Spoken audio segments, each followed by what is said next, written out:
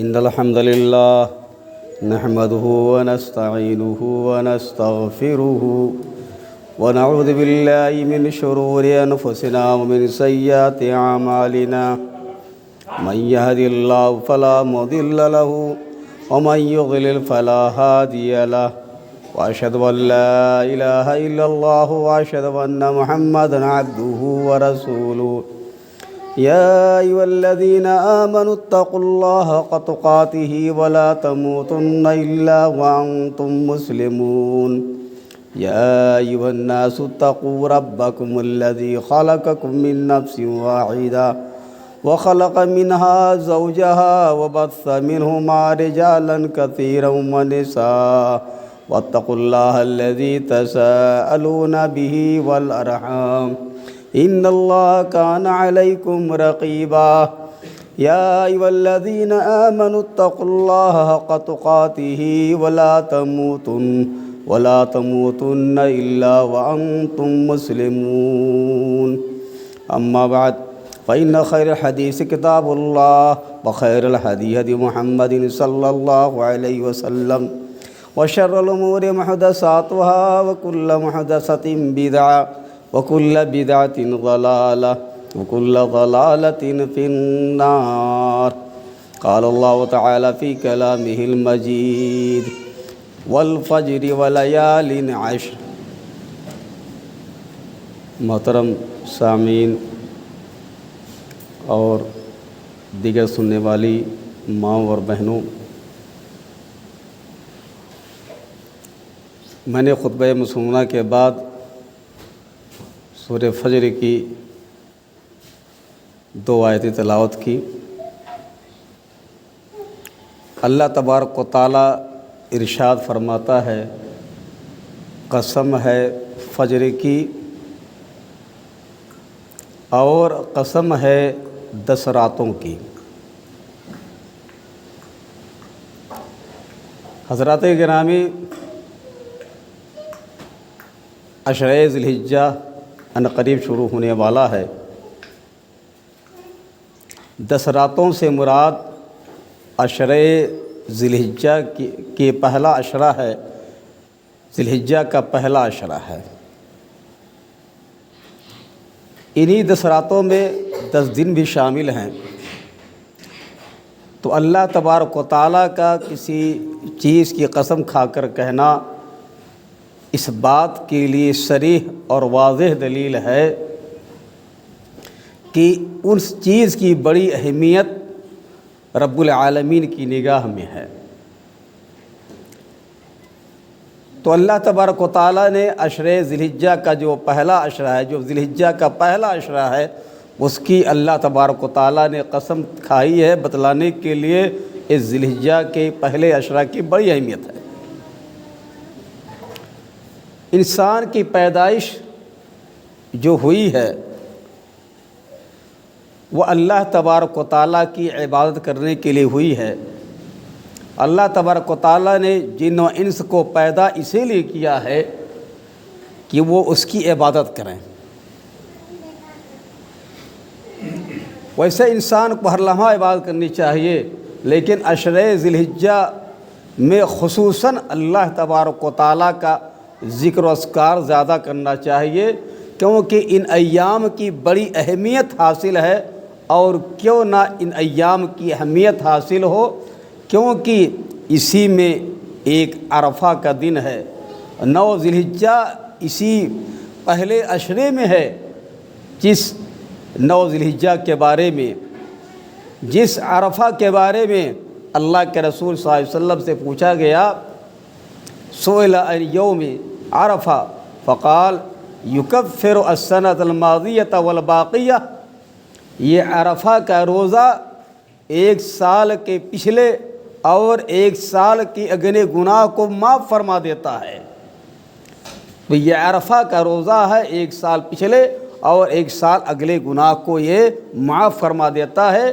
ابو داؤد کی روایت کے مطابق 9 ذی الحجہ، یعنی ہمیں اور آپ کو اپنے انڈیا کی رویت کا اعتبار کرنا ہے، یہاں کے 9 ذی الحجہ کا اعتبار کرنا ہے.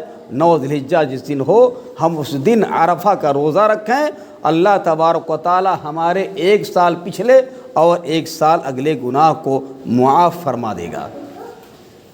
حضرات گرامی، اسی پہلے عشرہ میں، ذوالحجہ کے پہلے عشرہ میں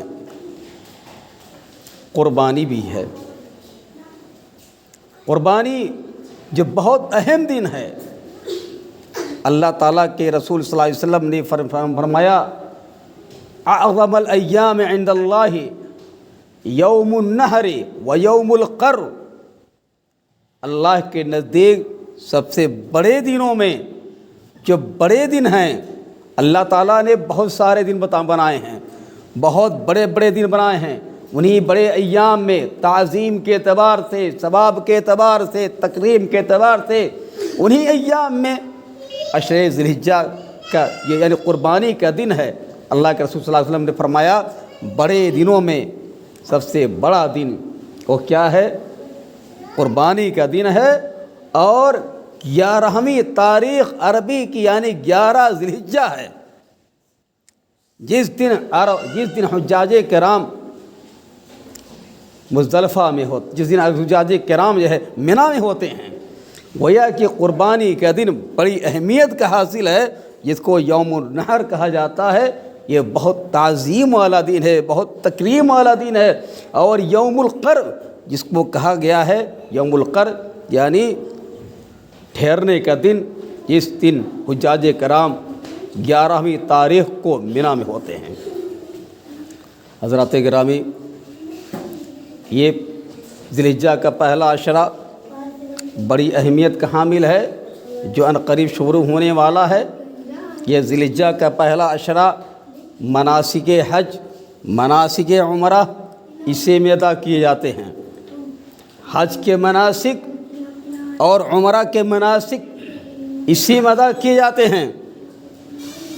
اللہ کے رسول صلی اللہ علیہ وسلم نے فرمایا العمرۃ الی العمرۃ کفارۃ لما بینہما والحج المبرور لیس لہ جزاء الا الجنہ۔ ایک عمرہ دوسرے عمرہ کے درمیان تمام گناہوں کے لیے کفارہ بن جاتا ہے۔ اسی طریقے سے حج مبرور کا بدلہ صرف اور صرف جنت ہے۔ تو پہلے عشرہ کے اندر حج جیسے کارنامے انجام دیے جاتے ہیں، تو حج مبرور کا بدلہ صرف اور صرف جنت ہے، صرف اور صرف جنت ہے۔ حج مبرور کسے کہتے ہیں؟ جس حج کے اندر جو حج اللہ کے رسول صلی اللہ علیہ وسلم کی سنت کے مطابق کیا گیا ہو، اور حج مبرور وہ حج جو اللہ کے رسول صلی اللہ علیہ وسلم کی سنت کے مطابق کیا گیا ہو۔ یہ شرط یہ ہے، اماموں کے مطابق نہیں، علماء کرام کے اقوال کے مطابق نہیں، بلکہ سنت نبوی کے مطابق جو حج کیا گیا ہو وہی حج مبرور ہے۔ اور اس حج کے اندر گناہ نہ کیے گئے ہوں، جمع نہ کیا گیا ہو، ولا رفث ولا فسوق ولا جدال فی الحج، اس حج کے اندر گناہ نہ ہو، رفث نہ ہو، جمع نہ ہو، لڑائی نہ ہو، جھگڑا نہ ہو، نیز وہ حج اعمال صالحہ کردار مومنانہ سے وہ حج جو ہے بالکل کیا ہو، معمور ہو، آباد ہو، تو حج مبرور ہی ہے۔ اور حج مبرور کا بدلہ صرف اور صرف جنت ہے۔ حضرات گرامی، یہ اللہ تبارک و تعالیٰ نے ایک ہی آیت کے اندر ارشاد فرمایا، ایک چھوٹی سورت کے اندر ارشاد فرمایا فَصَلِّ لِرَبِّكَ وَانْحَرْ، اپنے رب کے لیے نمازیں پڑھیے، اپنے رب کے لیے قربانی پڑھیے۔ ایک ہی آیت کے اندر اللہ تبارک و تعالیٰ نے کہا فَصَلِّ، اپنے رب کے لیے نمازیں پڑھ، وَانْحَرْ، اور اپنے رب کے لیے قربانی کر، ایک ہی آیت کے اندر فرمایا ہے۔ معلوم یہ ہوا آپ 50,000 کے بکرے 4 لے لو، 60,000 کے بکرے لے لو، 70,000 کے بکرے لے لو، خوب موٹا بکرا لے لو، لیکن جب تک آپ نماز کے پابند نہیں ہوں گے آپ کی قربانی بیکار ہے۔ آپ قربانی بیکار ہے۔ ہم اور آپ جو سننے والے حضرات ہیں، کیا مسجد کے اندر ہوں یا گھر کے اندر سننے ہوں، وہ غور کریں کہ ہم اور آپ نماز کے پابند کہ نہیں پابند ہیں۔ اگر ہم اور آپ نماز کے پابند نہیں ہیں، ہمارا لیا ہوا بکرا کسی کام کے لائق نہیں ہے، کسی چیز کے لائق نہیں ہے۔ قربانی، لہذا قربانی کر رہے ہیں، قربانی کو ضائع نہ کریں، اعمال صالحہ کریں، ریاکاری سے دور رہیں، ریا و نمو سے دور رہیں، اعمال صالحہ کریں، اللہ پر ایمان رکھیں۔ اگر خلوص اور تقویٰ ہے تو اللہ ہماری قربانی قبول ہوگی۔ تو ہمیں اور آپ کو چاہیے عشرۂ ذی الحجہ میں فرائض نماز کے ساتھ ساتھ نماز پنجگانہ کی ادائیگی کے ساتھ ساتھ نماز پنجگانہ کو اس کے اوقات پہ پڑھیں، جماعت کے ساتھ پڑھیں۔ فرائض نماز کے ساتھ ساتھ ہمیں اور آپ کو چاہیے نوافل کا اہتمام کریں، نوافل۔ اور ہم لوگ افسوس کے مقام یہ ہے، افسوس کے مقام ہے کہ ہم اہل حدیث کے نوافل بہت کم ہے، یہ افسوس کے مقام یہ ہے۔ تو فرائض کے ساتھ ساتھ ان عشرۂ ذی الحجہ پہلے عشرے کے اندر ہم لوگ نوافل کا اہتمام کریں تب تو ٹھیک ہے حضرات گرامی۔ اور اسی طریقے سے اسی عشرۂ ذی الحجہ کے اندر ویسے تکبیر اور تحمید، سبحان اللہ، الحمدللہ، اللہ اکبر، لا الہ الا اللہ کہنے کی بڑی فضیلت یہ ہے۔ حدیث میں آتا ہے، آپ نے فرمایا 4 چیزیں بتلایا ہے، سنو غور سے بات، ہر ایک کو یاد ہوں گی چیزیں۔ آپ صلی اللہ علیہ وسلم نے فرمایا 4 چیزوں کے بارے میں، کہا سبحان اللہ والحمدللہ ولا الہ الا اللہ واللہ اکبر۔ کہے ہوا سبحان اللہ، الحمدللہ، اللہ اکبر، لا الہ الا اللہ۔ میرے خیال سے یہ چاروں جملے ہر ایک کو یاد ہوں گے، چاروں جملے ہر ایک کو یاد ہوں گے۔ سبحان اللہ ہر ایک کہنا جانتا ہے، الحمدللہ ہر ایک کہنا جانتا ہے، لا الہ الا اللہ ہر ایک کو یاد ہوگا، اللہ اکبر تو ہر ایک کو یاد ہوگا۔ آپ صلی اللہ علیہ وسلم نے فرمایا جس نے سبحان اللہ کہا اس کو 20 نیکی ملتی ہے اور 20 گناہ اللہ مٹاتا ہے۔ سبحان اللہ کہہ دیا، آپ کو 20 نیکی ملی اور آپ کے 20 گناہ مٹے، ایک طرف پلس ایک طرف مائنس۔ آپ نے اللہ اکبر کہا، آپ کو ایک بار کہنے پر آپ کو 20 نیکی ملی اور 20 گناہ مٹے۔ آپ نے کہا لا الہ الا اللہ، آپ نے ایک مرتبہ کہا، آپ کو 20 نیکیاں ملی اور 20 گناہ مٹے۔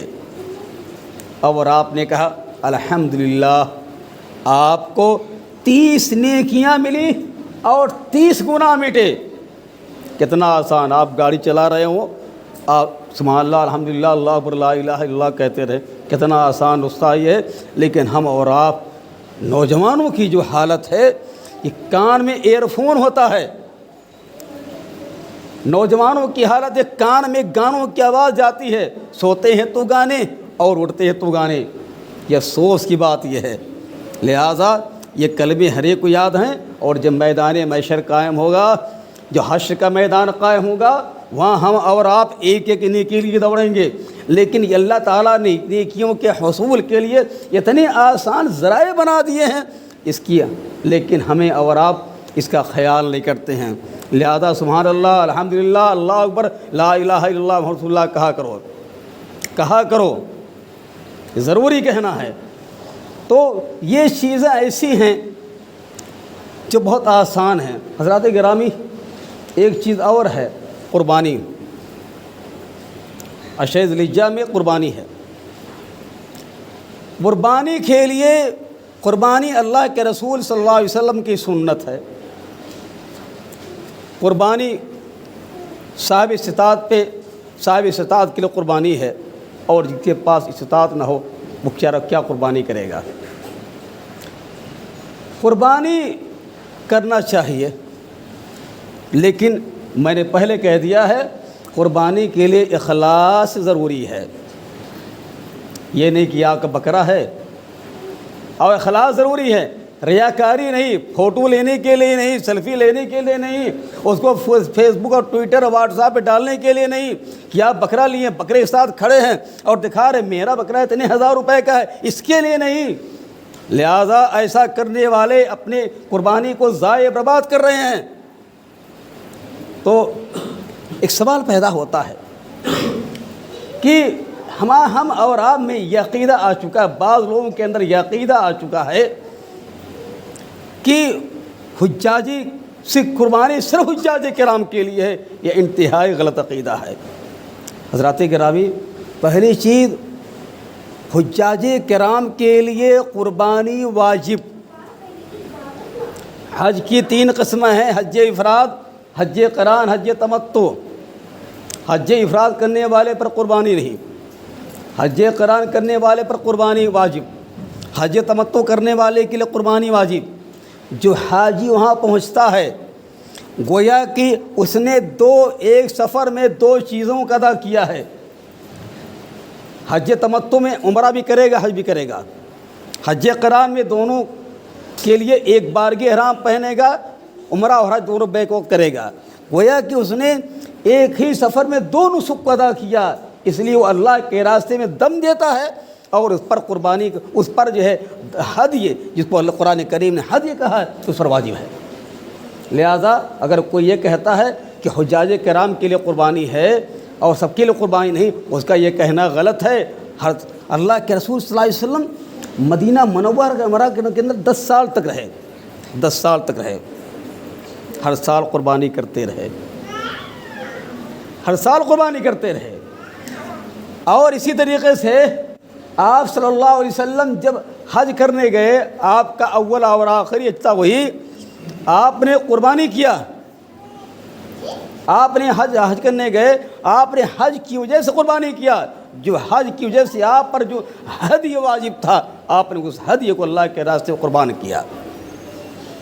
حضرات، حجاج کرام جب منی کے اندر ہوتے ہیں، حجاج کرام جب مزدلفہ کے اندر ہوتے ہیں، مزدلفہ کو 10ویں تاریخ کو جب مزدلفہ سے روانہ ہوتے ہیں منی کے لیے، حجاج کرام پہ یعنی حجاج کرام عید الاضحیٰ کی نماز نہیں پڑھتے۔ اللہ کے رسول صلی اللہ علیہ وسلم جو حج کرنے گئے تھے، اللہ کے رسول صلی اللہ علیہ وسلم نے عید الاضحیٰ کی نماز نہیں پڑھی تھی اور آپ نے قربانی کی تھی۔ تو معلوم یہ ہوا ہم اور آپ جو قربانی کرتے ہیں یہ وہ قربانی نہیں ہے جس کو حجاج کرام قربانی کرتے ہیں۔ حجاج کرام اللہ کے راستے میں دم پیش کرتے ہیں، جیسا کہ بتلایا ہے، حج افراد ہے، تمتع ہے، قران ہے۔ حج تمتع کرنے والے، حج قران کرنے والے وہی اللہ کے راستے میں دم پیش کرتے ہیں، جس کی قرآن کریم نے حج کا لفظ استعمال کیا ہے۔ بہرحال اللہ کے رسول صلی اللہ علیہ وسلم فرمایا کہ یعنی جو آپ نے فرمایا کہ اب سب سے پہلی چیز جو ہم آج شروع کریں گے، فی یوم ھذا نصلی ثم نرجع فننحر فمن فعله فقد اصاب سنتنا ومن ذبح قبل فانما هو لحم قدمه لاهله ليس من نسك في شيء۔ آپ نے فرمایا یعنی عید الاضحیٰ کے دن پہلے ہم نماز پڑھیں گے، پھر آپ نے کیا فرمایا، ہم لوٹ کے جائیں گے اور پھر قربانی کریں گے۔ جس نے یعنی اس طرح کیا اس نے ہماری سنت کے مطابق عمل کیا، اور جس نے عید الاضحیٰ کی نماز سے پہلے قربانی کیا اس نے گوشت خالی گوشت کھانے کے لیے پیش کیا ہے۔ جس نے عید الاضحیٰ سے پہلے، جس نے نماز سے پہلے قربانی کیا، گویا کہ گوشت خوری کے لیے کر رہا ہے، اپنے اہل ویال گویا کہ وہ گوشت دے رہا ہے اور اس کا قربانی کچھ حصہ نہیں، کوئی اس کی قربانی نہیں۔ معلوم یہ ہوا کہ حجاج کرام جو قربانی ہماری اور آپ کی قربانی جو ہوگی نماز پڑھنے کے بعد ہوگی، اور حجاج کرام جو قربانی کرتے ہیں وہ بغیر نماز پڑھے قربانی کرتے ہیں۔ فرق یہ ہے، فرق یاد کیجیے، حجاج کرام قربانی ان کے لیے واجب ہے، وہ ہدی ہے، وہ دم ہے، اور ہماری آپ کی قربانی جو ہے یہ قربانی ہے، ہم اور آپ نماز کو قربانی کریں گے۔ حضرات، دیکھنا یہ ہے ایسے کچھ جانور ہیں جن کی قربانی کرنا جائز نہیں ہے۔ اللہ کے رسول صلی اللہ علیہ وسلم نے فرمایا اربعۃ من یعنی 4 ایسی جانور ہیں جن کی قربانی جائز نہیں ہے۔ کون کون؟ آپ نے فرمایا کہ جو آنکھ سے کانا دکھائی دے، ایسا کانا ہو جس کا کانا پن بالکل ظاہر ہو، العورا بین عورها، یعنی جانور ایسا ہے جس کا کانا پن بھیگا پن بالکل ظاہر ہو۔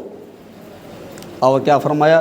المریضۃ التي بین برضها، ایسا جانور قربانی کا ایسا بیمار ہو جس کی بیماری ظاہر ہوتی ہو، اس کی قربانی نہیں جائز ہے۔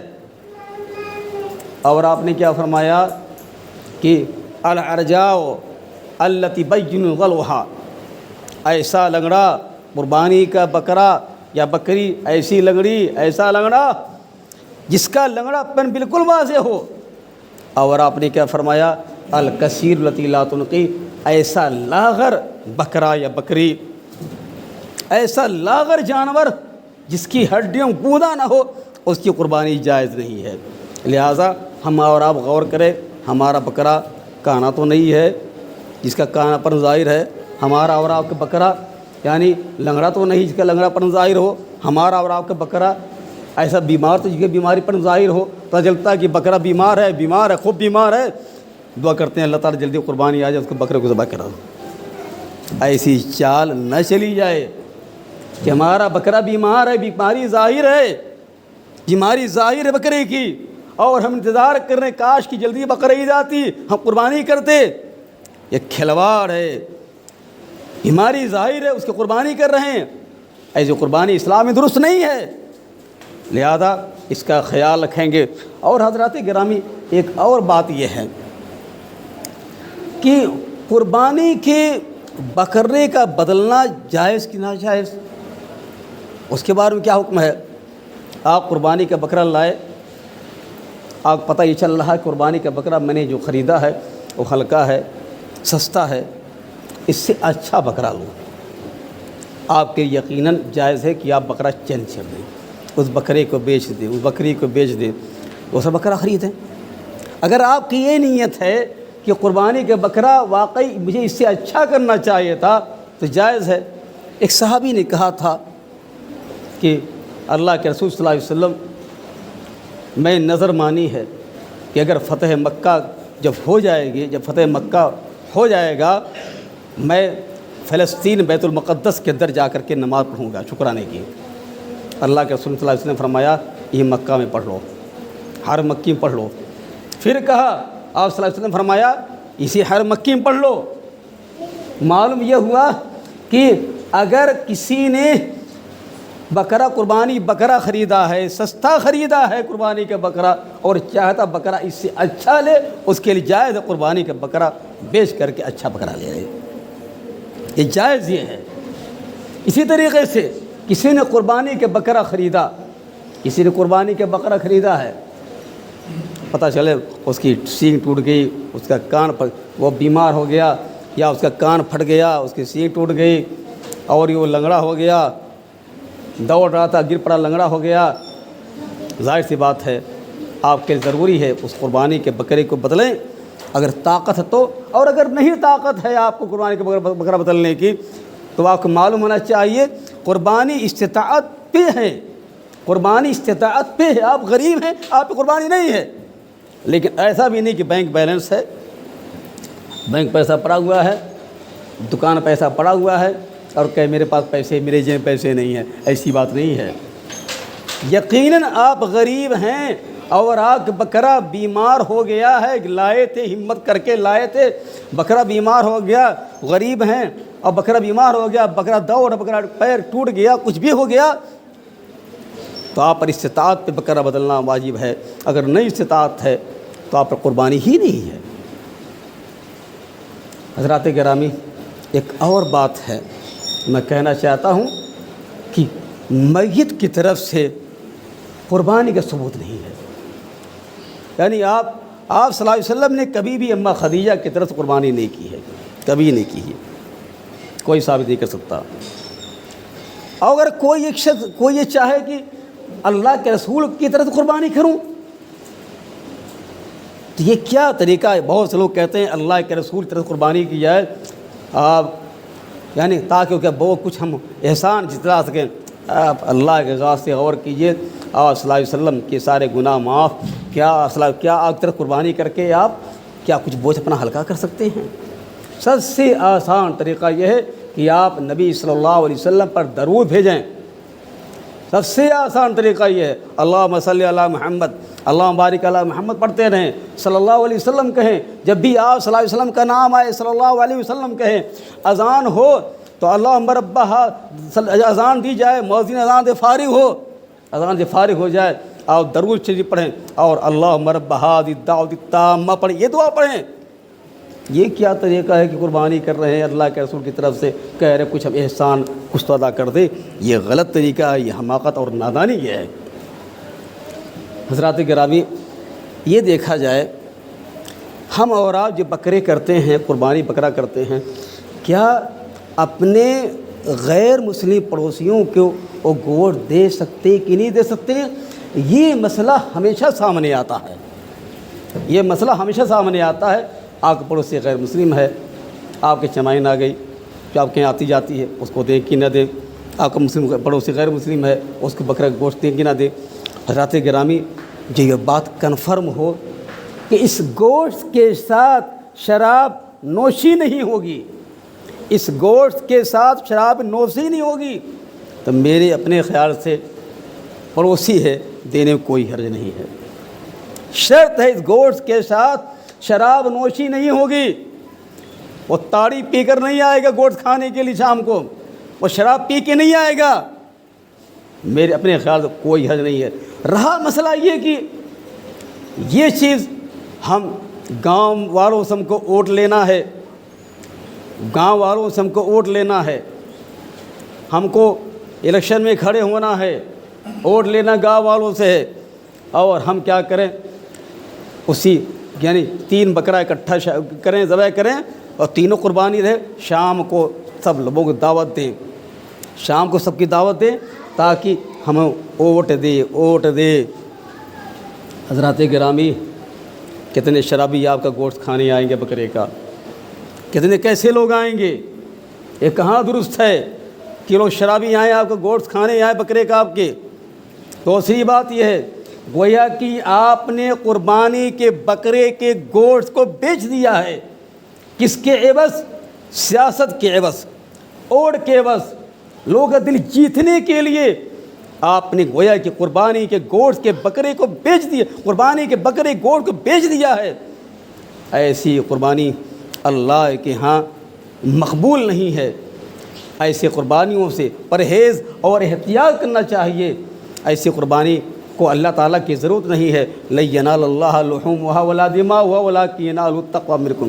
اللہ کو تمہارے اس بکرے کے گوشت کا گوشت نہیں پہنچتا ہے، اس بکرے کا خون نہیں پہنچتا ہے، اور اس بکری کا کچھ بھی نہیں پہنچتا ہے۔ اسی طریقے سے حضرات، قصاب کو ہم دے رہے ہیں، قصاب آیا گوشت کو یعنی کھال نکال رہا ہے، ہم اور آپ کیا کرتے ہیں؟ اس کو بطور مزدوری دیتے ہیں۔ بطور مزدوری دینا بھی گویا کہ گوشت کو بیچنا ہے۔ لہٰذا ان ساری چیزوں سے ہمیں اجتناب کرنا چاہیے۔ رب العالمین سے دعا کہ اللہ تعالیٰ ہمیں عشر ذی الحجہ کے معنی و مفاہیم کو اور پر عمل کرنے کی توفیق دے۔